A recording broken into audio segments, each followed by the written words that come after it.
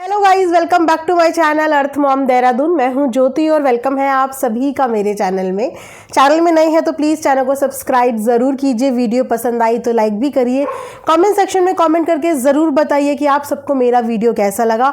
Also अगर आप इस वीडियो के माध्यम से चैनल में नए जुड़े हैं तो साइड में आपको एक बेल नोटिफिकेशन मिलेगा, इसको ज़रूर से हिट कर दीजिए कि हर वीडियो का नोटिफिकेशन आप तक सबसे पहले पहुँच जाए। सो गाइज, इसी के साथ आज का रिएक्शन वीडियो हम लोग जगत दीदी के बारे में बनाने वाले हैं और आप लोगों को कहीं ना कहीं मैं एक छोटी सी गुड न्यूज़ भी देने वाली हूं, जो गुड न्यूज़ मुझे यहाँ पे महसूस हो रही है।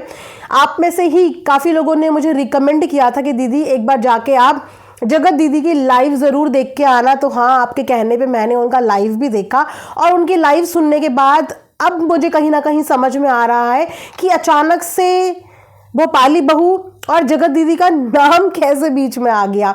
जो चीज़ें इतने समय से इतनी साइलेंटली पैक्ड थी वो अचानक से कैसे आई। कैसे जो है हमारी भोपाली बहू झाड़ू पोछे वाली बन गई और कैसे जो है हमारी जगत दीदी घर में काम करने वाली बन गई, है ना। तो चलिए इसी से रिलेटेड वीडियो में आगे बात करेंगे। वीडियो को एंड तक बिना स्किप करे हुए आप लोग ज़रूर देखना। के लिए मैं एक स्वेटशर्ट भी यहाँ पे शेयर करना चाहती हूँ। वैसे तो मैं इसे पहनना चाहती थी क्योंकि ये मुझे इतना सुंदर लगा था देखने में। डबल शेड का ये है, ये आपका पिंक कलर का है, बेबी पिंक और साथ में वाइट कलर का।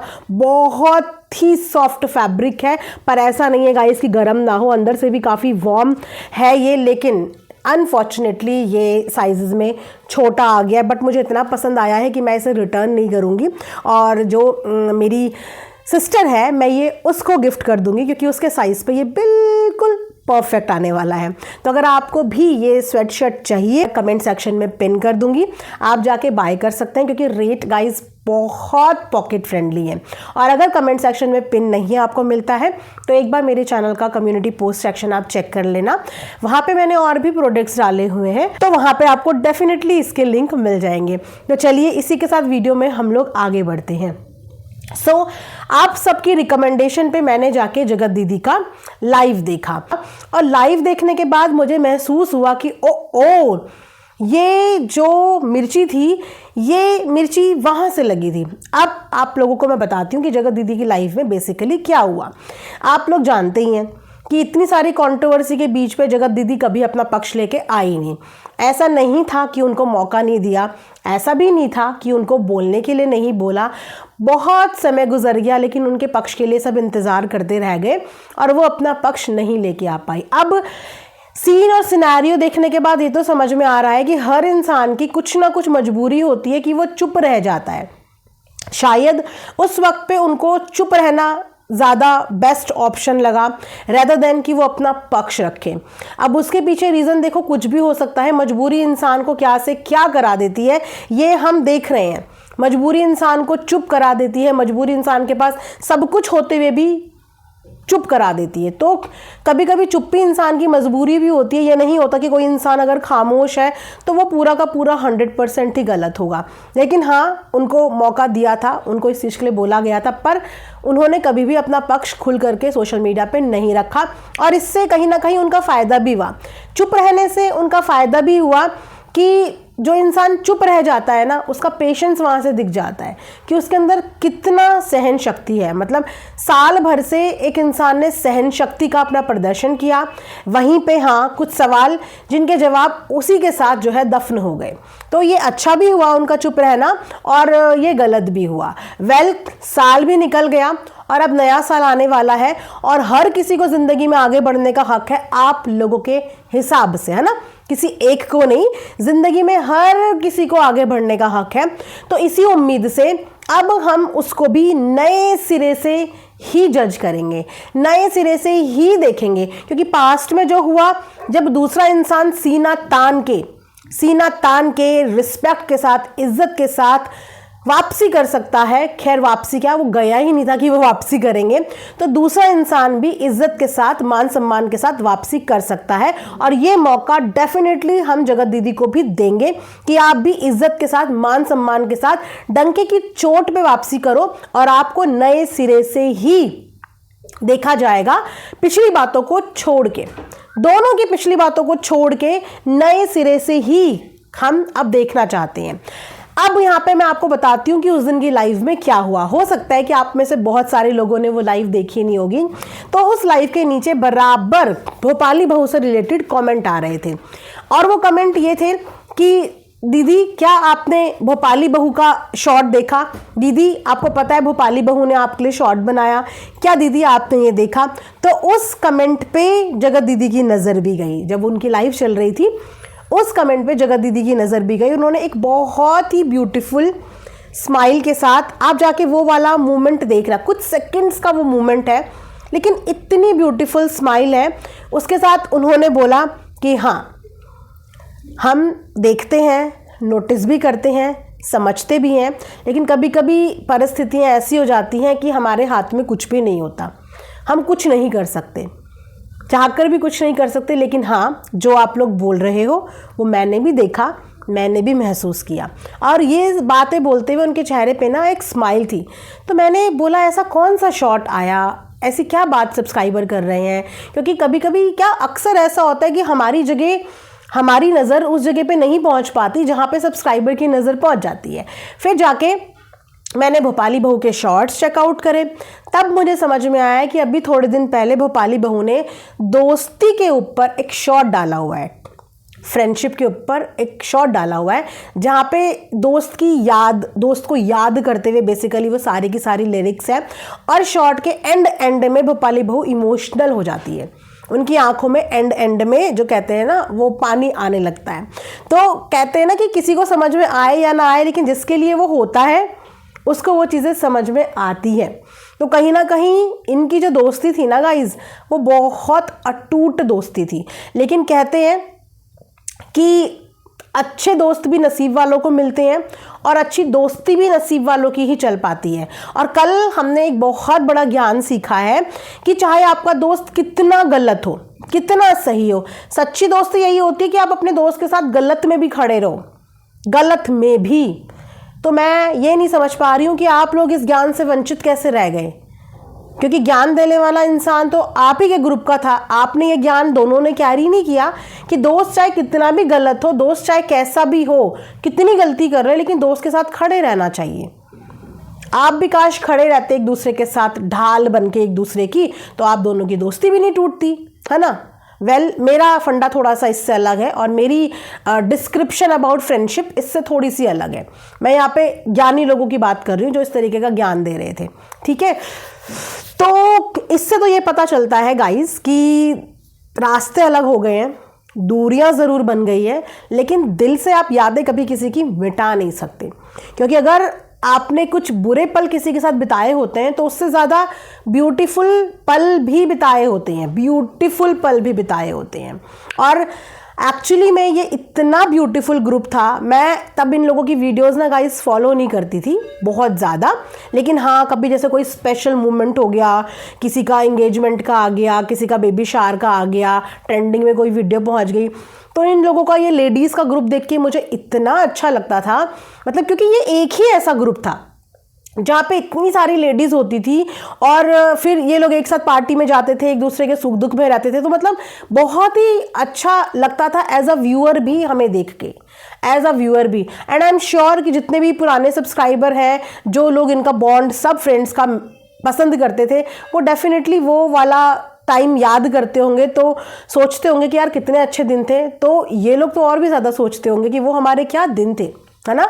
तो यहाँ पे ये चीज़ें हुई थी और उसके बाद जो लाइव हुई वो उसके बाद हुई। अब मैं यहाँ पे अपने प्रिय सब्सक्राइबर से पूछना चाहूँगी, क्योंकि मैं नेगेटिव और पॉजिटिव दोनों ही कमेंट्स को कभी भी बुरा नहीं मानती, क्योंकि कमेंट करने वाला इंसान बुरा होता ही नहीं है, वो अपनी फीलिंग्स के हिसाब से अपनी फीलिंग्स एक्सप्रेस कर रहा होता है।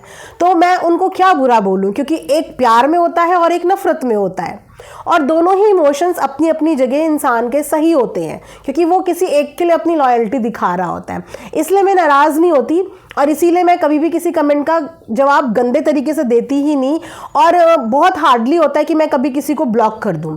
आपने देखा होगा कि नेगेटिव कमेंट भी पड़े रहते हैं और मैं उनको भी बहुत नॉर्मल वे में ही जवाब देती हूँ कि मेरे को नहीं गुस्सा आता सब्सक्राइबर्स के ऊपर। तो आपने भी तो ये चीज़ नोटिस करी होगी गाइज कि जब जगत दीदी का कहीं पे कुछ नहीं है, वो बंदी ऑलमोस्ट अब तो वीडियो भी नहीं डाल रही है, व्लॉग भी नहीं डाल रही है, बहुत कम मिनिमम चीज़ें हो गई हैं उनकी ज़िंदगी में, क्या उनकी लाइफ में चल रहा है कुछ पता ही नहीं है ना। जहाँ पे हम उनकी एक टाइटल भी अगर उनका थोड़ा सा भी ऊपर नीचे हो जाता था तो हम टाइटल पे भी जज करना शुरू कर देते थे। अगर उन्होंने कोई एक रोमांटिक सॉन्ग पे रील बना दी तो उस रील पे भी जज कर लेते थे। अगर किसी सिंगर के गाने में कहीं से एस भी लिखा हुआ आ गया तो वहां पे भी जज कर लेते थे। आप सब भी थे ना उसमें कि देखो अभी भी पीछे पड़ी हुई है, अभी भी पीछा नहीं छोड़ रही है तो घर तोड़ के रहेगी।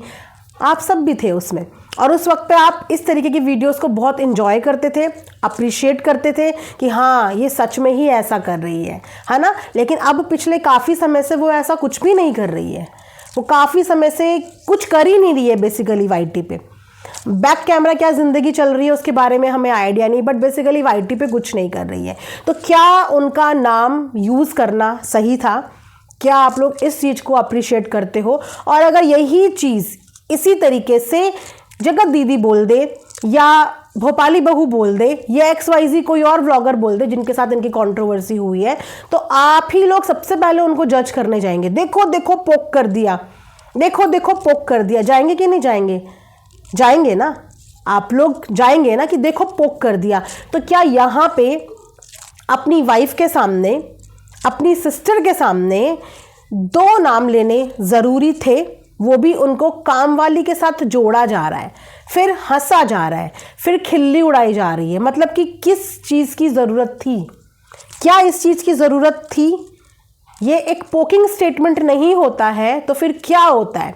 ये सामने वाले को टॉन्ट नहीं होता है तो क्या होता है कि हमारी झाड़ू पोछे वाली या फिर हमारी काम घर में काम करने वाली, ये पोकिंग स्टेटमेंट नहीं होता है। और अगर ये पोकिंग स्टेटमेंट नहीं होता है तो कल की डेट में फिर अगर सामने वाला भी ऐसा कोई स्टेटमेंट दे किसी का नाम लेके, तो फिर आप लोगों को भी कोई राइट नहीं होगा इन फ्यूचर कि आप फिर उसको बोल पाओ कि तुमने भी टॉन्ट मारा है या तुमने भी टाइटल में टॉन्ट मारा है, क्योंकि हमने उसके शॉर्ट्स पे तक उसको जज किया है। Yes, I was one of them कि मैंने उनके शॉर्ट्स में भी उस समय पे उनको जज किया था, और आप सब लोग उस समय पे उस वीडियो को, उन तरीके की वीडियोस को अप्रिशिएट कर रहे थे। ठीक है, तो अब हम इस चीज़ को क्यों नहीं गलत बोलेंगे? हम इसको भी तो गलत बोलेंगे, क्योंकि आप लोग प्यार कर सकते हो लेकिन मेरे लिए बराबर है सब। अगर मैं उस समय पे उसकी पोकिंग पे, उसके गाने पे उनको जज कर सकती हूँ, रिएक्ट कर सकती हूँ, तो मैं डेफिनेटली इस पे भी रिएक्ट करूँगी कि क्या ज़रूरत थी उस औरत का नाम लेने की। और दोनों औरतों का नाम जो उनकी ज़िंदगी में कर चुके हो, उस चीज़ से संतुष्टि नहीं मिल रही है, उस चीज़ से अभी तक आत्मा तृप्त नहीं हुई है, या उनके नाम से अभी तक आगे नहीं निकल पा रहे हो, उनका नाम लेना छोड़ क्यों नहीं देते? उनकी जिंदगी में झांकना छोड़ क्यों नहीं देते? अभी तो सोचो, वो सोशल मीडिया पे काम नहीं कर रहे हैं। मान लो अगर वो रेगुलर वीडियो व्लॉग डालने लग गए और व्यूज़ उनके अच्छे आने लग गए क्योंकि उसने काम छोड़ा हुआ है, तो डेफिनेटली चैनल की रीच पे इम्पैक्ट पड़ता है।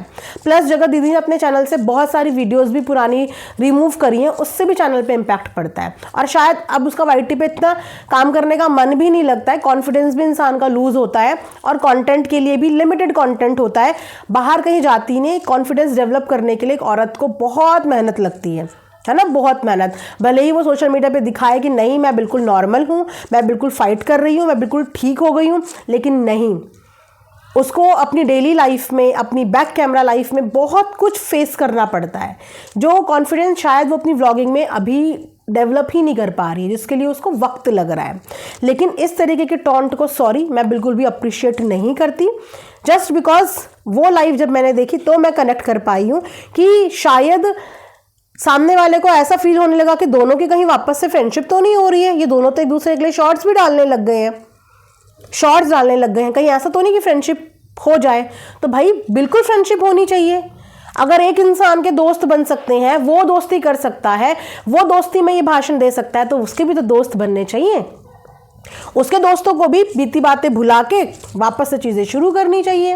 और अगर जगत दीदी को भी इन चीज़ों का एहसास है, क्योंकि मैंने उनका इंस्टाग्राम पे एक और रील देखी थी जहाँ पे वो अपनी पिछली, मतलब इस साल की, इस पूरे साल की पूरी जर्नी के ऊपर उन्होंने एक वीडियो बनाया हुआ था, जहाँ पे इस पूरे साल में उनके साथ क्या अप हुए, क्या डाउन्स हुए, उन्होंने इस साल से क्या सीखा, क्या सबक लिया, क्या महसूस किया, कितनी उठी, कितनी गिरी, वो सब कुछ उन्होंने पूरा एक रील बनाया हुआ है, जो एक पूरी कहते हैं ना इस पूरे साल की पूरी जर्नी है।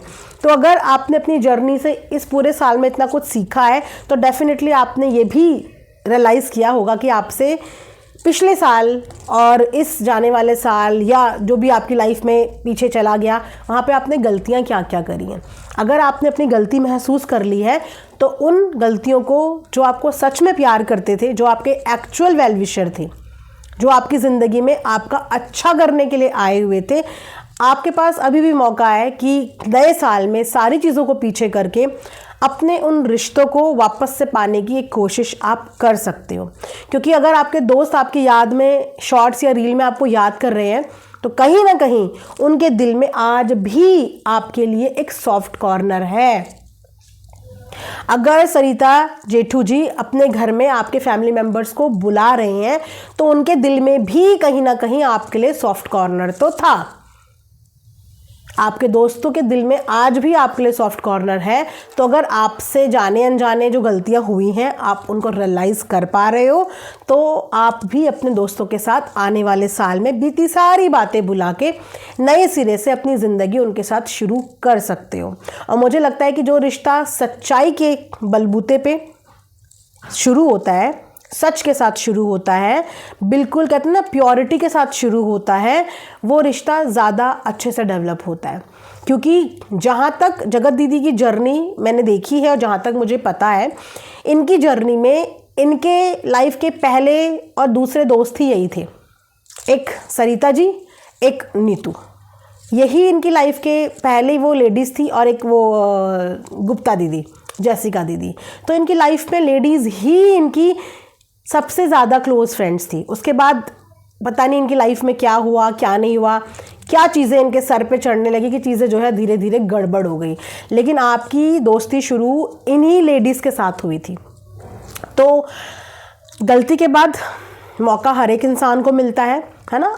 एक अपराध की सज़ा एक ही बार मिलती है, हर दिन, हर घंटे, हर मिनट नहीं मिलती है। और जो गलती हो गई वो गलती अब पिछले साल के साथ चली गई, दोनों की चली गई, एक की नहीं, दोनों की ही चली गई। और दोनों को ही अपनी ज़िंदगी नए सिरे से जीने का पूरा हक है। आदमी को ही नहीं, औरत को भी पूरा हक है, ठीक है।